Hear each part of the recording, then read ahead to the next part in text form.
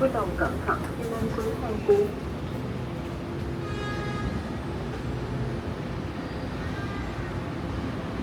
Để an toàn, vui lòng nắm tay trẻ nhỏ và cho trẻ nhỏ giữ ổn định.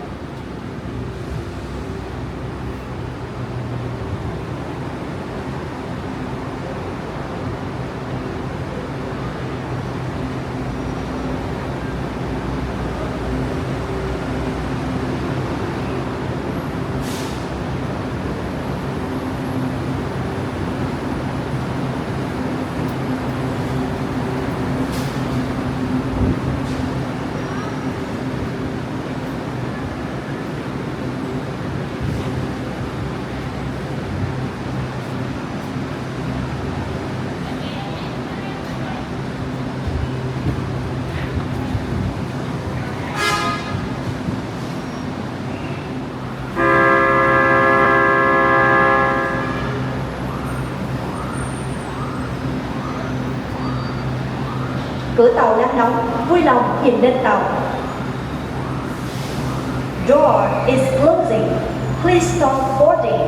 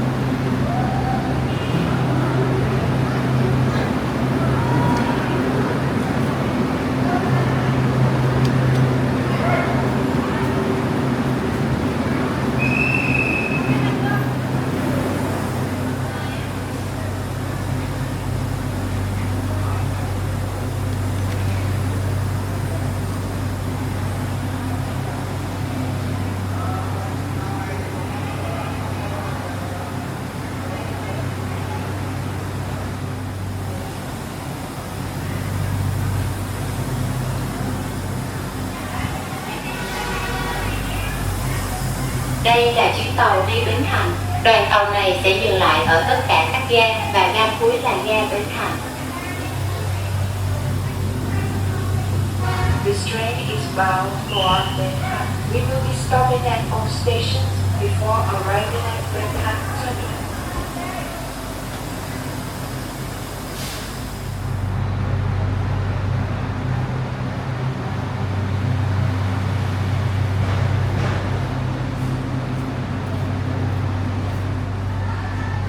Vui lòng chú ý các cửa.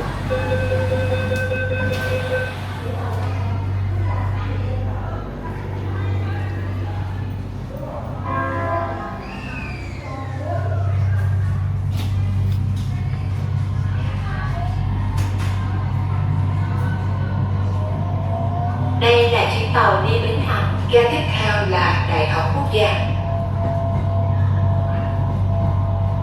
This train is bound for Bangkok. Next station is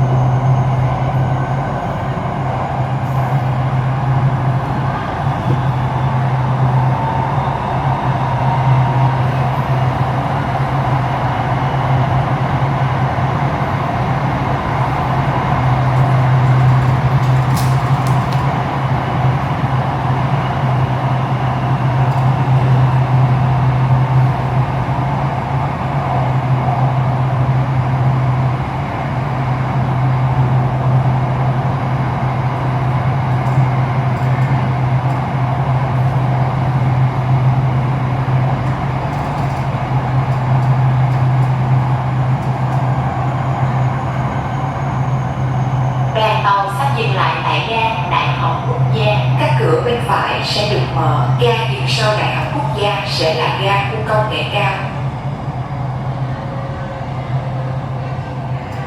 We will soon be stopping at National University. The doors on the right side will open. The stop after National University will be High-Tech Park.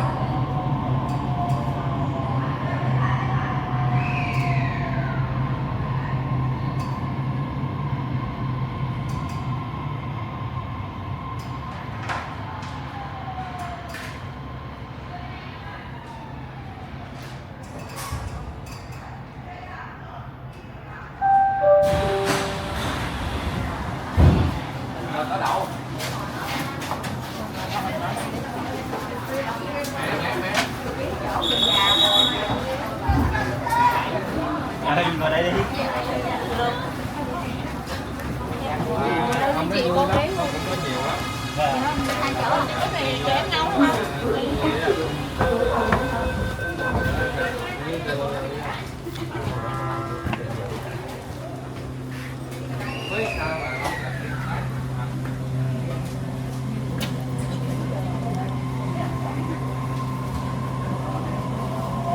Đây là chuyến tàu đi Vĩnh Hằng. Ga tiếp theo là khu công nghệ cao. This train is bound for the next station is High-Tech Park.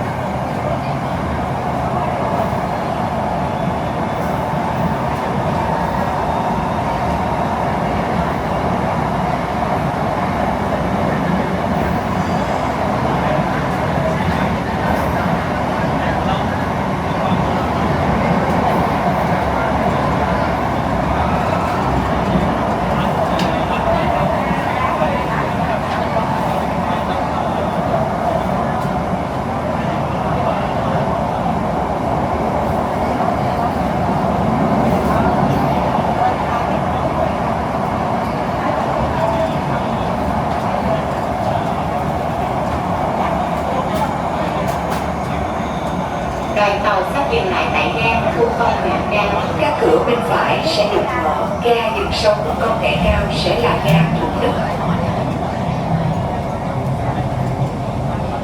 We will soon be stopping at High-Tech Park. The doors on the right side will open. The stop after High-Tech Park will be Thủ Đức.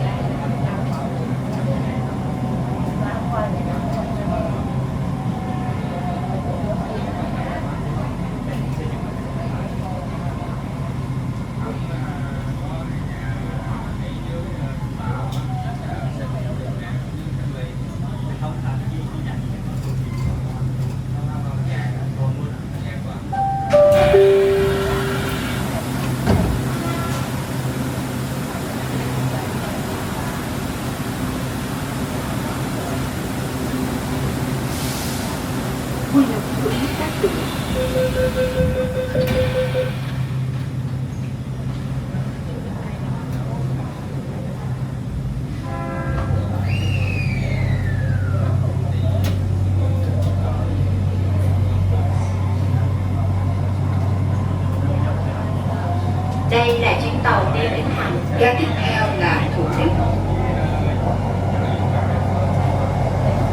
This train is bound for Vĩnh Hằng. Next station is Thủ Đức.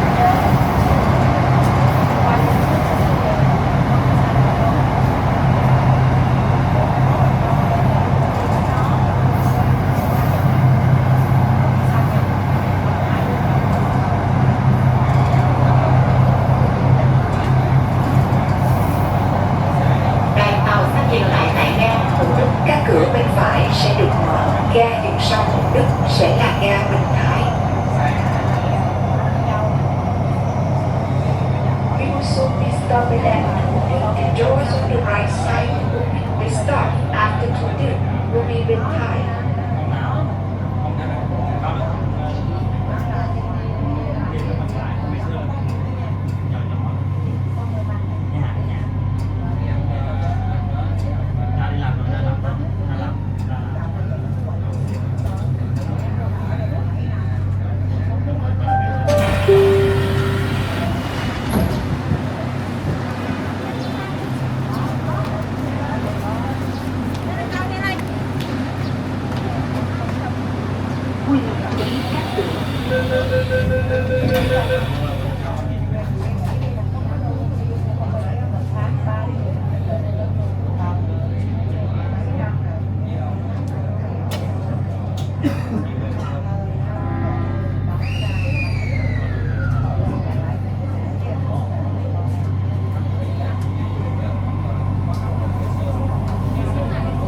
Đây là chuyến tàu đi Bến Thành. Ga tiếp theo là Bình Thái. This train is bound for Bình Thái. Next station is Bình Thái.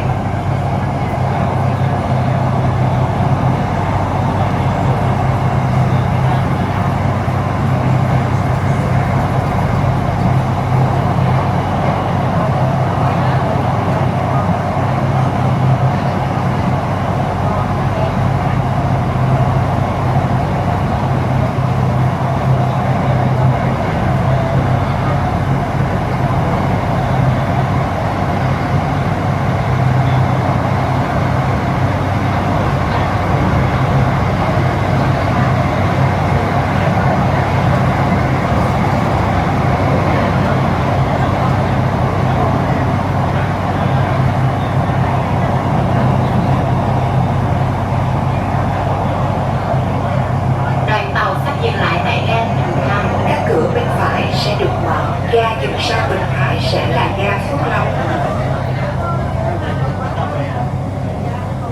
We will soon be stopping at Bình Thái. The doors on the right side will open. The stop after Bình Thái will be Phước Long.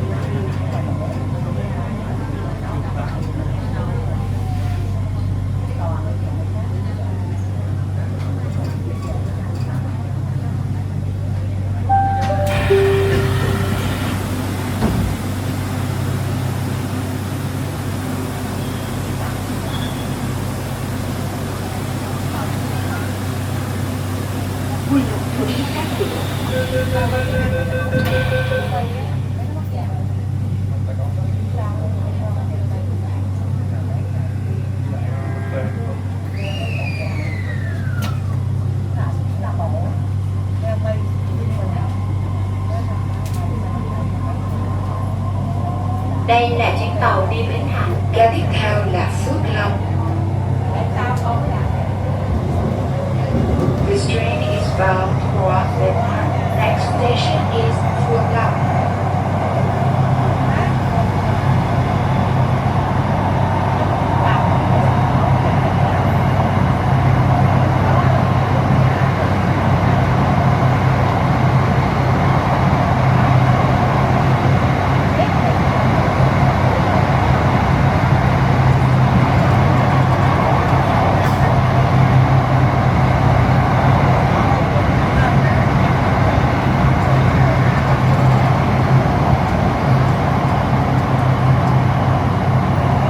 Đoàn tàu sắp dừng lại tại ga Phước Long. Các cửa bên phải sẽ được mở. Ga dừng sau Phước Long sẽ là ga Rạch Chiếc. We will soon be stopping at Phước Long. The doors on the right side will open. The stop after Phước Long will be Rạch Chiếc.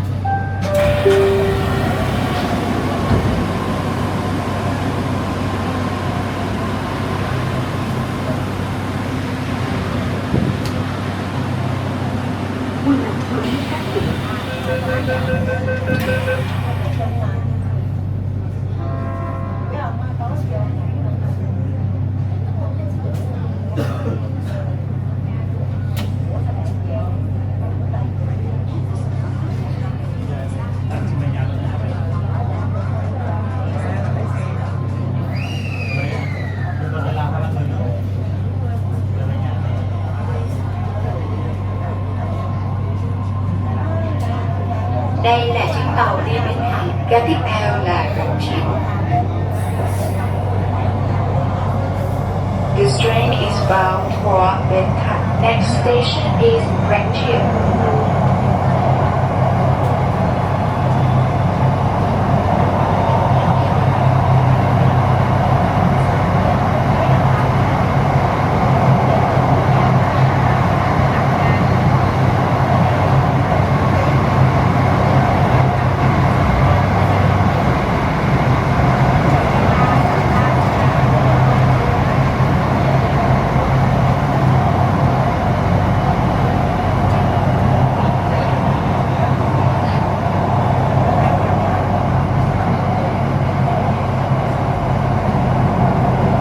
Đoàn tàu sắp dừng lại tại ga Rạch Chiếc. Các cửa bên phải sẽ được mở. Ga dừng sau Rạch Chiếc sẽ là ga An Phú. We will soon be stopping at Rạch Chiếc. The doors on the right side will open. The stop after Rạch Chiếc will be An Phú.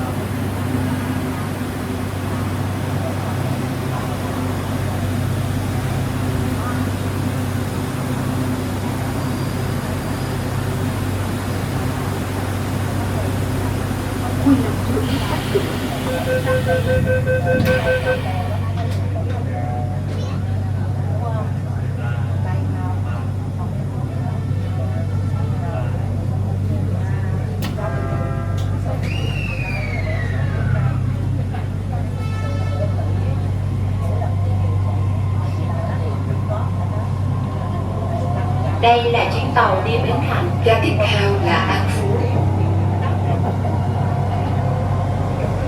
This train is bound for Bến Thành. Next station is An Phú.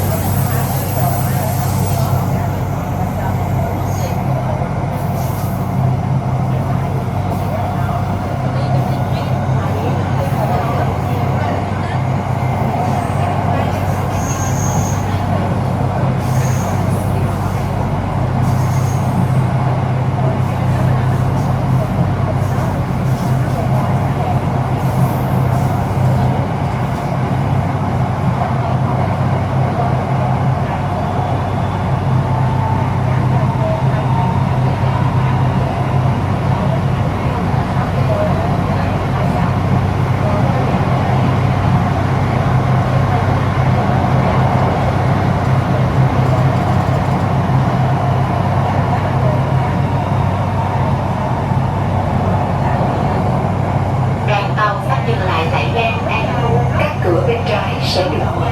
Ga dừng sau An Phú sẽ là ga Thảo Điền. We will soon be stopping at An Phú. The doors on the left side will open. The stop after An Phú will be Thảo Điền.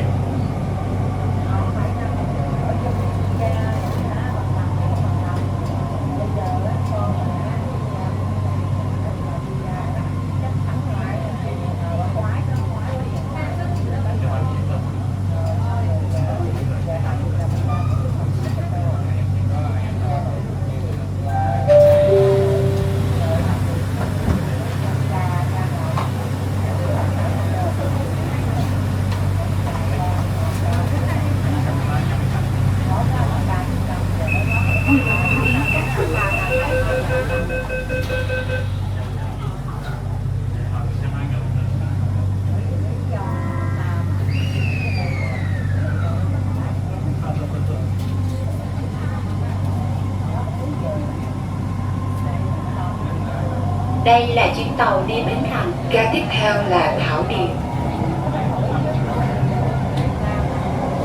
This train is bound for Bến Thành. Next station is Thảo Điền.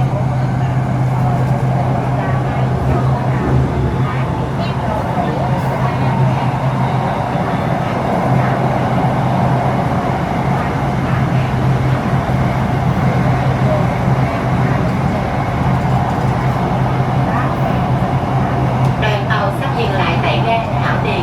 Các cửa bên phải sẽ được mở. Ga dừng sau Thảo Điền sẽ là ga Tân Cảng.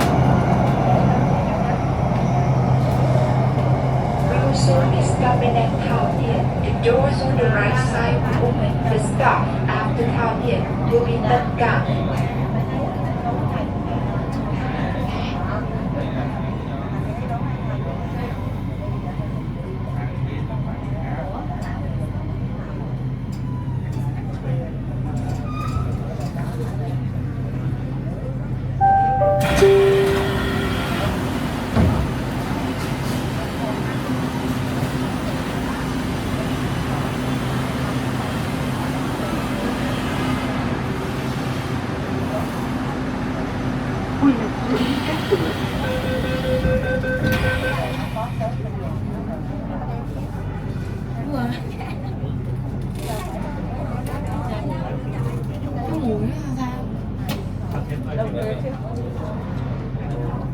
Đấy.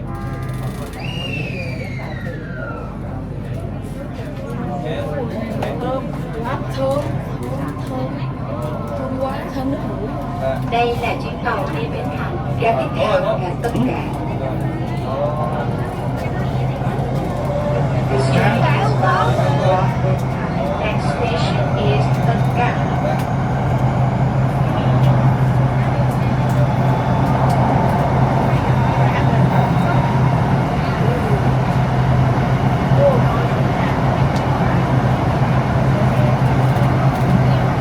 Đấy, đã xong rồi đấy à?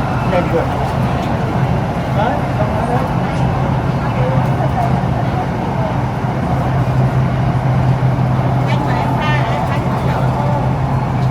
Đoàn tàu sắp dừng lại tại ga Tân Cảng. Các cửa bên phải sẽ được mở. Ga dừng sau Tân Cảng sẽ là ga Công viên Văn Thánh.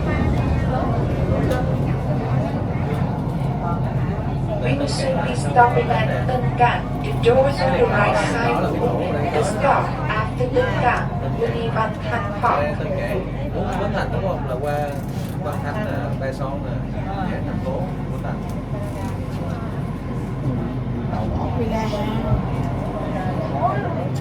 Rất rồi, trời đâu.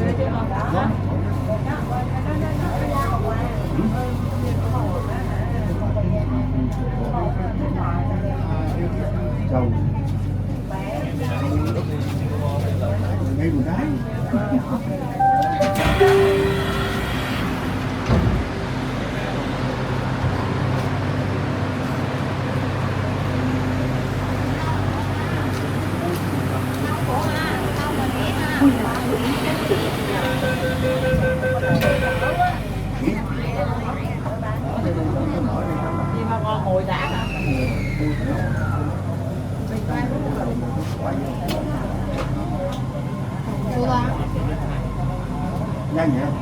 Đây là chuyến tàu đi Bến Thành. Ga tiếp theo là Công viên Văn Thánh. This train is bound for Bến Thành. Next station is Văn Thánh Park.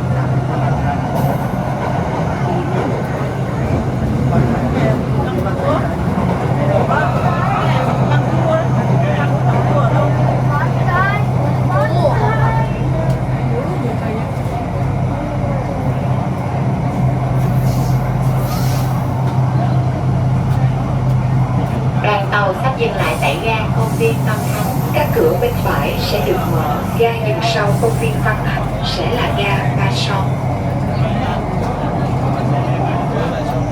We will soon be stopping at Văn Thánh Park. The doors on the right side will open. The stop after Văn Thánh Park will be Ba Son.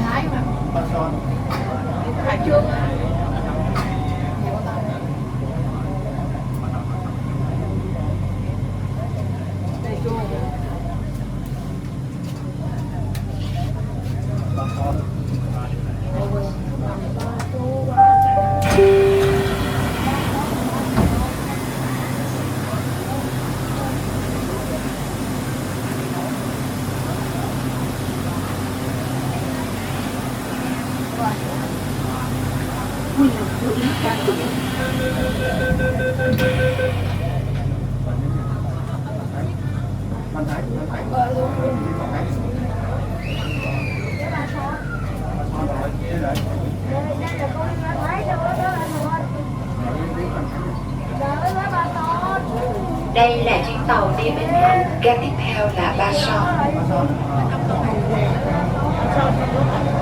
This train is bound for Bến Thành. Next station is Ba Son. Bến Thành với số A. Mà nói này nhầm rồi.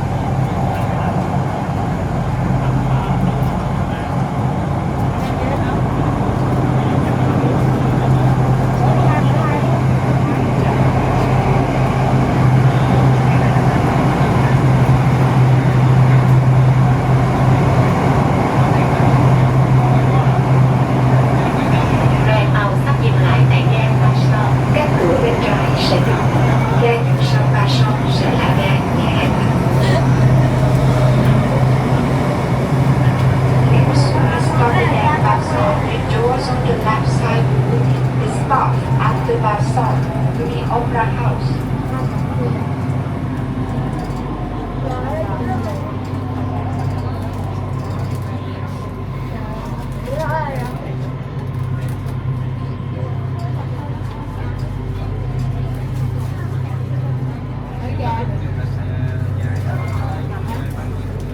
Cái tàu này mình lên mà mình không định là lách đi không.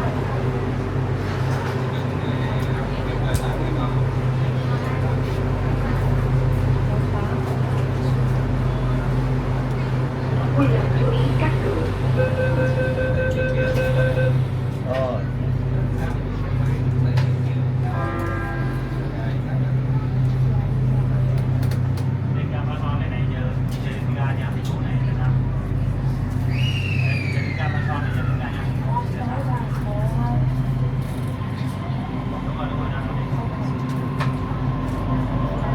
Đây là chuyến tàu đi Bến Thành. Ga tiếp theo là nhà hát thành phố. This train is bound for the next station is Opera House.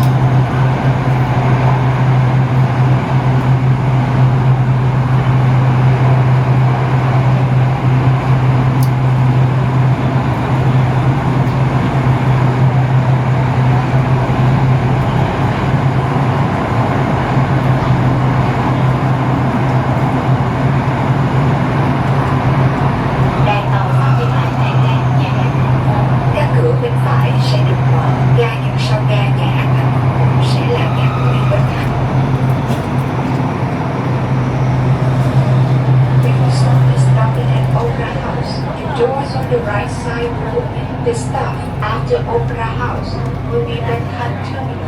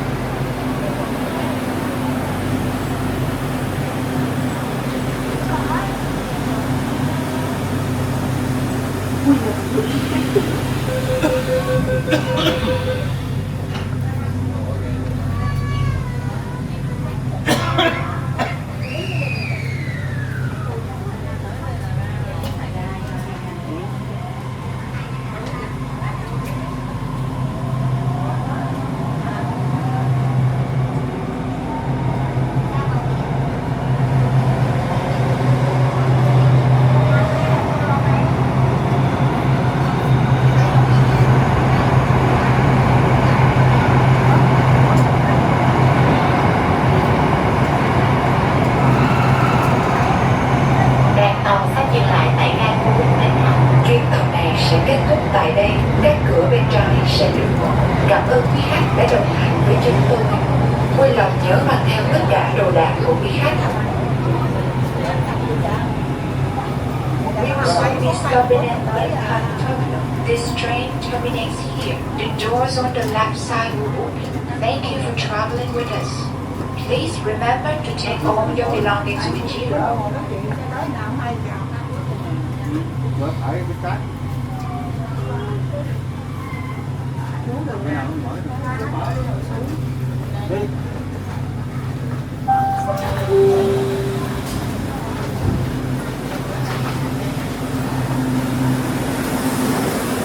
Dòng xuống đó đi.